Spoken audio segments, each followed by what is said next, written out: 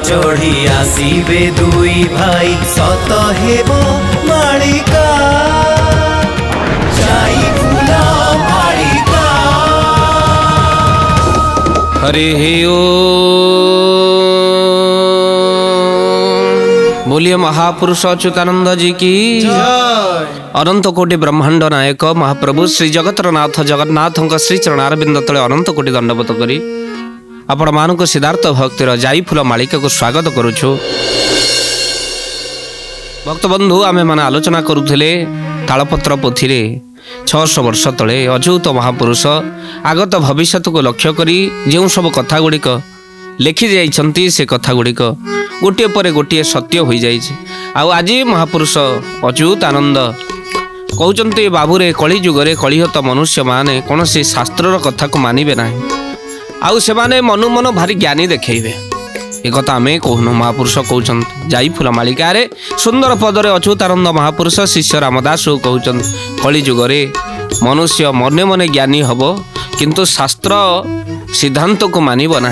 आ महापुरुष कौन कहते जाई फूल मालिका कौन कहले कहले न मानी शास्त्र बाणी न मानी शास्त्र बाणी न मानी शास्त्र बाणी न मानी शास्त्र बाणी मने मने बहु होई बेज्ञानी लो जाई फूल पर तंटी चिपी हेबे धनी पर तंटी चिपी हेबे धनी पर तंटी चिपी हेबे धनी पर तंटी चिपी हेबे धनी। बोलिए महापुरुष अच्युतानंद जी की महापुरुष अच्युत कहते शास्त्र बाणी को अनेक मानिबे नाही मने मने ज्ञानी हेबे आउ अनेक पर तंटी को चिपिकी धनी हेबे। अन्यर तंटी को चिपी कौन से मालिक पाखरे काम करिवे ता तंटी चिपी बा ताठू धन हड़प करी प्रासाद बनइबे आउ अनेक गाँव रे मध्य लोक अछंती अनेक प्रासाद अनेक लोक मानक ठारू हड़प करी धन कार जमी हड़प कार धन हड़प आउ कहार पाखरे आसुथिबा सरकारी धन को हड़प करी मध्य प्रासाद बनइचंते। आउ हे सुधी सज्जन अनेक लोक से बाट दे जाउथला बेले से घर को अनै दे कहउचंती अरे हे पर तंटी चिपी देख दोमाला पिटिलाणी। हे सुधी सज्जन आमे मध्य से कथा को शुणुचे किंतु ये कथा को महापुरुष देखंतु केते वर्ष पूर्व लिखि दे जाइछंती एई बली लोक सब भाबे बाहरिबे जो माने पर तंटी चिपिकी धनी हेबे। पुनश्च महापुरुष कौन कहले कहले एमंत घटिब बाबूरे जानी थाकली काले पादरे चप्पल रखिबे पुणी रोसेई शाले गोविंद गोविंद गोविंद भज राधे गोविंद गोविंद गोविंद गोविंद भज राधे गोविंद। बोलिए महापुरुष अच्युतानंद जी की खाली सेतिकी नुहे महापुरुष शिष्य रामदास को कहते कहले बाबूरे कलिजुगरे मनीष तार चरित्र स्वभाव बदली जीव आचार व्यवहार बदली जीव चालीचलन बदली जीव पोशाक मध्य बदली जीव हाव भाव बदली जीव तेणु आरी भितर महापुरुष कहते ये आधुनिका नारी माने पादरे चप्पल माड़ी से माने रोषेई करिवे। हे सुधी सज्जन आपण मानक कही रखिबा चाहिए केउ केउ जगार आपण चप्पल माड़े ना आपण अग गोड़े बाजबनी कंटा जदि शास्त्र को मानिबे। कौन कहते महापुरुष मन रखि था अग्निया गारे रोषेई कला बेले केबे पादरे चप्पल माड़े शास्त्र कथा।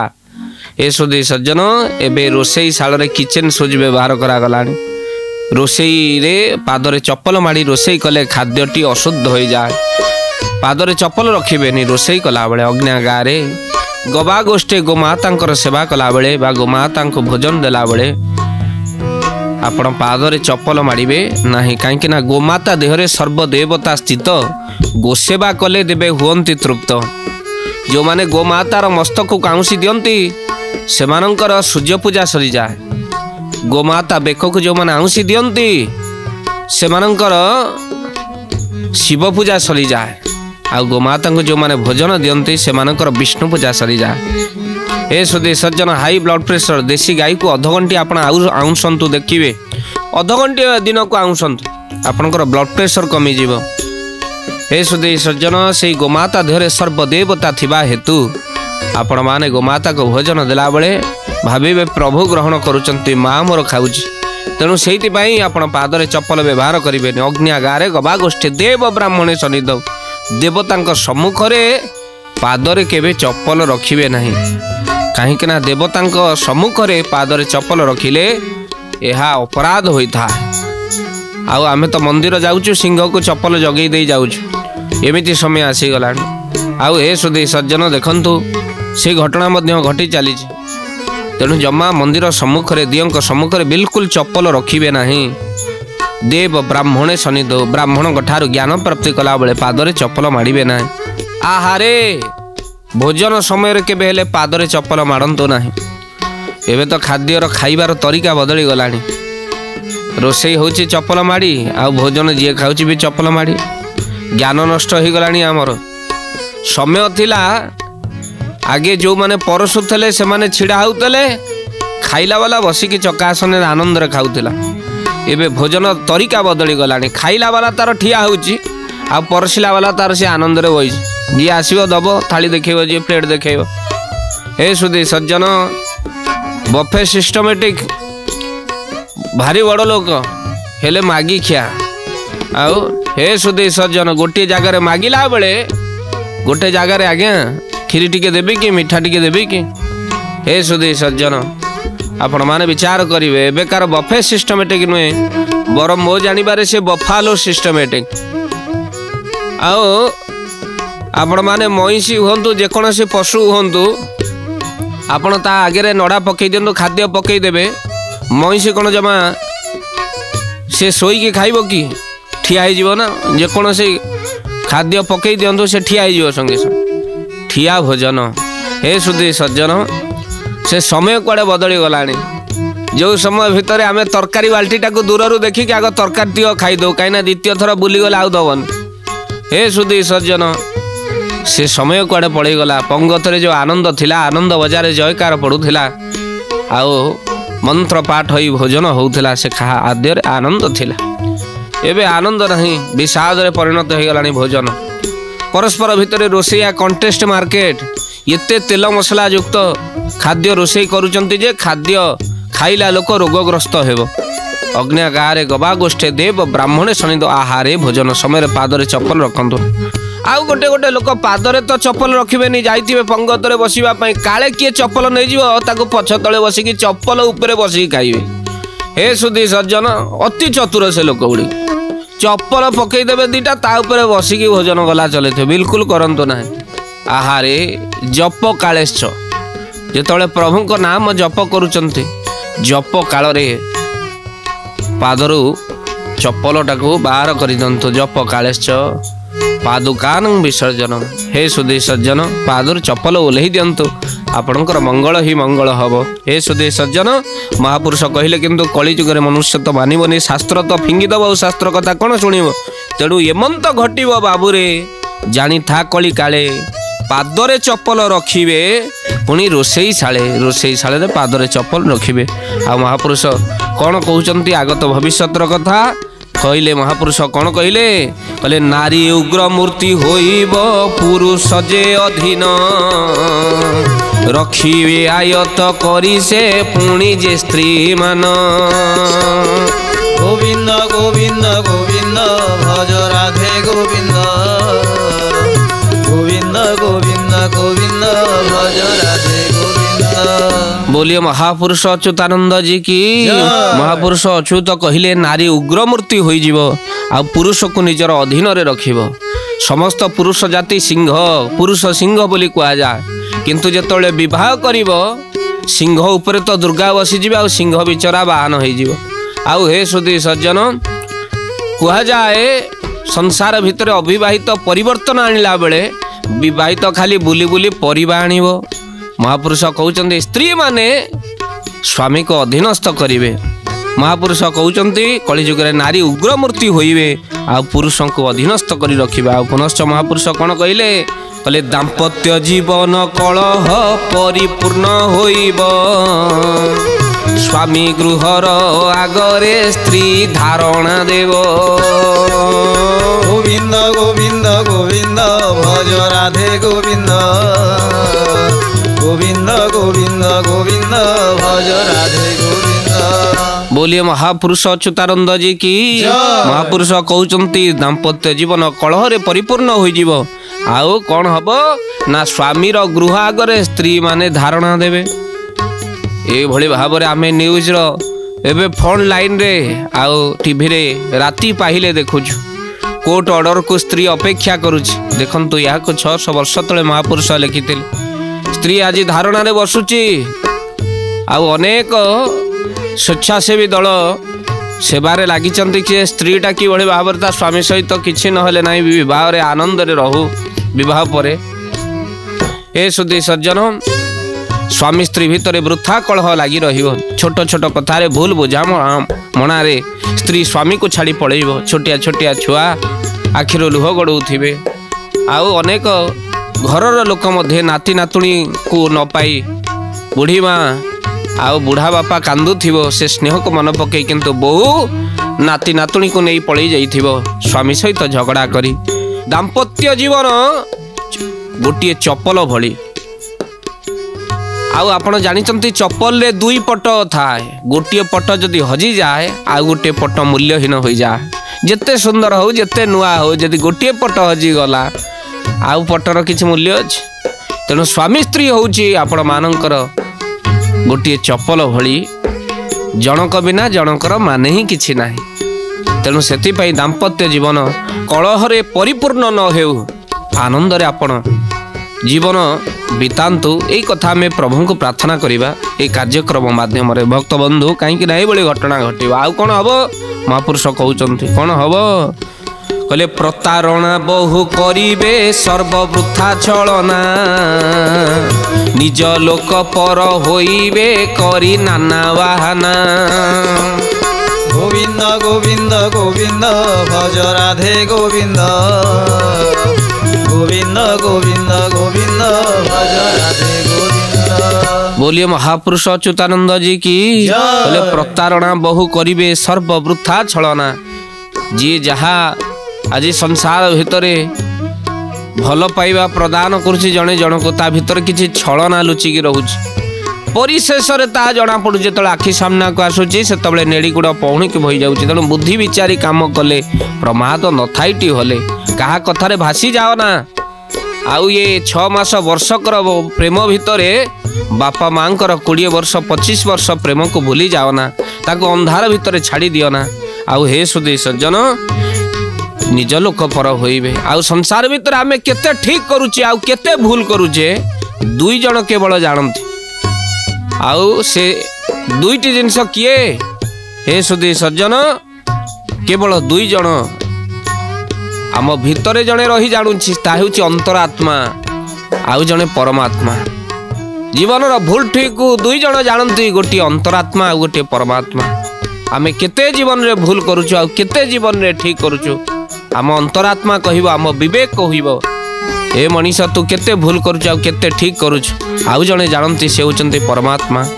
भगवान सबु किछि जानती। तेणु तांकर रास्ता रे केबे जीवन भितर ठकी पारिबे नाही आपण माने। आ महापुरुष कोन कहिले कहले बाबू रे ए कली जुग रे आउ कोन हबो न रहिबो तप बल आउ तप बल रहिबोनी। साधनाहीन साधु प्रबल मिलिबे जे केवल कथा चातुरी बाह्य जगत भितर आउ अंतर जगत रे किछि कोनोसी साधना नथिबो। आउ पुनश्च महापुरुष कहिले जेबे घोर कली काल हबो साधनाहीन साधु मिलिबे आउ कोन हबो तप बल काहार रहिबोनी। सत्य जुग रे साधु मानकर जो तप बल थिला तृतीय जुग रे थिला द्वापर कली जुग रे आउ से तप बल रहिबो नाही। हे सुधी सज्जन मन पड़ी जाए सत्य जुगर गोटे तपर बलर कथा। गुरु अभिशाप देवे फलिबनी बेले बेले साधु मानकर अभिशाप मध्य आशीर्वाद हो जाए। हे सुधी सज्जन तप बलर करा मध्य से दिन श्रवण कुमार पिता माता जल पाई जाइचंती। दशरथ राजा शब्दभेदी बाण प्रयोग करिचंती। आउ शब्दभेदी बाण प्रयोग कला बेले श्रवण कुमार गोविंदाय नमो नमो आउ जल कलसी को धरी जेतबले राजा दशरथ जाइचंती सेतबले अंधमुनि अंधमाता बसिचंती। जानी परिले ये आम पुअर चलिबार शब्द नुहे तुमे किए कुह। राजा दशरथ कहले आग पानी पी सारा पर निजर परिचय दे पुत्र मरिबा कथा शुणिले किए कहीं ये जल को कौन को बापा माँ पी पारे किंतु पाद शब्द को शुणी सारा पर पितामाता जानी पारिचंती अरे तुम्हें किए कुह आम श्रवण कहीं राजा दशरथ आखिर लुह गड़ेले मु कि अपराध करदेली सकल वृत्तांत कहिचंती जे आज हरिणटी जल पान करिबार शब्द शुणिला भली मते लागिला जेतबेले जल कलसी तुम पुत्र तुम पई पानी आनिला बेले बुड़ौथिला आ मु हरिण भाबी जेतबेले सराघात करिछि हे सुधी सज्जन तुम श्रवण कुमार तुम पुत्र सेठी निहत होइचंती गछ काटला भली बापा माँ पड़ी गले श्रवण रे श्रवण श्रवण आखिर लुह गड़ौचंती हे सुधी सज्जन कुआ जाए जीवन भितरे आमे जदि अंध आखि होची पुत्र आउ अंध मुनि अंध माता कहले कहले आमर आखि नहीं आम पुत्र होची आमर आखि आम आखि को तू आहुरी नष्ट करिदेलु कौन कले तुम्हें हे राजा आमे पिता माता जो पुत्र पाई तीर्थ दर्शन करी हे सुधी सज्जन आनंद लाभ करुलु एभली श्रवण पुत्र भली पुत्र संसार भितर कहीं एबे तो बापा माँ को अलगा कर दौरान खाइबा को दौना बांटी दौरान पिता माता केड़े बड़ आदर्श श्रवण कुमार कांदरे बुआई के तीर्थ नौथिले पिता माता किंतु एबे बापा माँ जदि तीर्थ बाहरुचंती पिला माने ठट्टा करुचंती घरे बसम पैसा पत्र नहीं तीर्थ बाहर बुढ़ा बुढ़ी किसी काम नहीं तो हे सुधी सज्जन यही समय आमे माने आसी पहुंची जाइचु बापा माँ को थट्टा परिहास करचु देखंतु श्रवण कुमार कांदरे बही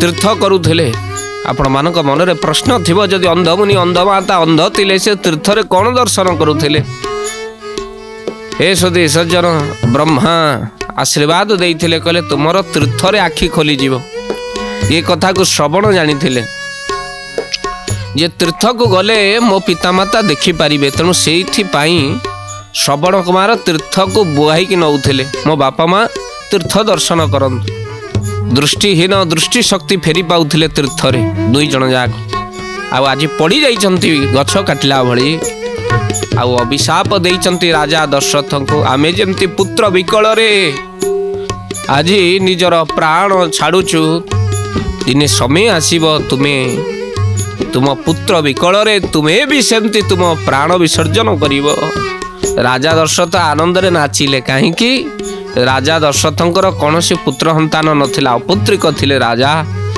किंतु साधुंक वचन केबे वृथा जीवनी जानिले पुत्र हेले सिना मु पुत्र विकल रे मरिबी ता मने पुत्र हेबा सियोर हे गला राजा दशरथ आनंद हे गले देखंतु अभिशाप आशीर्वाद रे परिणत हैला राम वन को गला बेले राजा दशरथ देह छाड़ी राम राम कही राम तनु परिहरी रघुबर विरह राय गयु सुरधाम हे सुधी सज्जन राजा दशरथ राम विकल देह छाड़ी देखंतु आशीर्वाद अभिशाप किभली भाव आशीर्वाद परिणत हो जाए आज महापुरुष पुनश्च कौन लिखिंट तप विहीन साधु कलिजुगे हेबे आ से तप रहिबो नाही आम से कथा आलोचना करुचे जे कलिजुगे न रहिबो तप बल आ रहिबोनी मन पड़ी जाई सत्य जुगर कथा जड़े विदर्भ ब्राह्मण थिले भारी निष्ठावान आउ एते दान धर्म करुथिले ब्राह्मण जो दान बल आज इंद्र आसन को मध्य दोहलई देला आउ जो इंद्र आसन दोहलिबा को लागिला दानर एते शक्ति देखन हे सुधी सज्जन इंद्रपुर दोहलिबा को लागिला आउ इंद्र विश्वामित्र को पठेले कहले गुरुदेव आपण ही रक्षा करंतु मते नले विदर्भ ब्राह्मण स्वर्ग नहीं जीव ता दानर बल एते किंतु कली जुगरे आगे आपण मानकर दान धर्म कुआडे पळेबो सत्य जुगरे से भली ब्राह्मण दान धर्म करुथिले किंतु कली जुगरे महापुरुष अच्युत कहिले दान जिनिस को मध्य बिकी देबे ग्रंथर ना हूँ कलिकल्प मालिका महापुरुष अच्युतानंद एक आमे कहूनु कौन आग तू घटना घटव अच्युत लिखी कौन हम कलिकल्प मालिका कहले बाटरे घाटरे पानी बिक्री हेब बिकिबे पानी कखारू बौल लो बिकिबे पानी कखारू ब्राह्मण बिकिबे कर्माणिया लुगा दानुआ बिकिबे गोरु जय जगन्नाथ जय जगन्नाथ जय जगन्नाथ जय जगन्नाथ बोलिए महापुरुष अच्युतानंद जी की एमिति समय आसीबो महापुरुष कहिले बाटरे घाटरे पानी बिक्री हेब एबे सेही समय आसी गला पाउच पानी बॉटल पानी लोक आउ घरे पानी पीऊना गोटे बोतल मगेई दियो हे सुधी सज्जन बाटरे घाटरे आगुरी एभली नथिला एबे पानी पवन बिक्री हेलानी आ बिकिबे पानी प्रखारू ब्राह्मण बिकिबे कर्माणिया लुगा दानुआ बिकिबे गोरु ब्राह्मण नना माने जोठे कर्माणिया लुगा पाइथेबे ताको नै पुणी दुकान रे देई देबे पुणी दुकान रु आसिके पुणी अष्टपहरे लागिबो ठाकुरंक देहरे केडे बड़ अन्याय कथा आपण माने विचार करिवे समस्त ब्राह्मण नना माने से भली नुहंती किंतु अनेकंक पाई आज महापुरुष अच्युत कहिले दानुआ माने गोरु बिकिबे जहाँ दान पाइबे ताको बिकी देबे आ महापुरुष कौन कहउचंती कली जुगरे देखंतु तपबल रहिबनी किंतु सत्य जुगरे जड़े ब्राह्मण एभली श्रेष्ठ ब्राह्मण कौन करुथिले ना से माने भक्त बंधु दान जहाँ पाउथिले ताको अन्य को वितरण करि दउथिले आ से दानर प्रभाव रे इंद्र पुर हलिबाकु लागिला आउ इंद्रादि देवता माने सब विश्वामित्र पाखरे जाई पहुँचले कहले विश्वामित्र आपण ही रक्षा करि परिबे विश्वामित्र आपण जाई पहुँचंतु विदर्भ ब्राह्मण घरे अतिथि रूप रे जाई पहुँचंतु आउ एभली जिनिस मागिबे जहाँ को सी आपण को देई परिबो नाही तार तप नष्ट हबो आउ जहाँ फल रे विदर्भ ब्राह्मण जो बड़ी भाव रे दान देई गारिमा लाभ करिछि ता गारिमा ह्रास हबो आउ से इंद्रपुर को छड़े नहीं पारिबो नाही जेहेतु ऋषिमुनि मान को संतुष्ट करि पारिनी अतिथि सेवारे अतिथि होइले निराश सकल धर्म हुए नाश विश्वामित्र कहिले इंद्रंग पई तो करिबाक पड़े इंद्र जेहेतु देवता विश्वामित्र जाई पहुँची गले विदर्भ ब्राह्मण पाखरे आ कौन मागिले कहले विदर्भ ब्राह्मण पाद धोईकी मुंडरे पानी सिंचन कले ब्राह्मण ऋषिंकर आउ यही समय भितर विदर्भ ब्राह्मण भक्त बंधु कहले गुरुदेव आपण कौन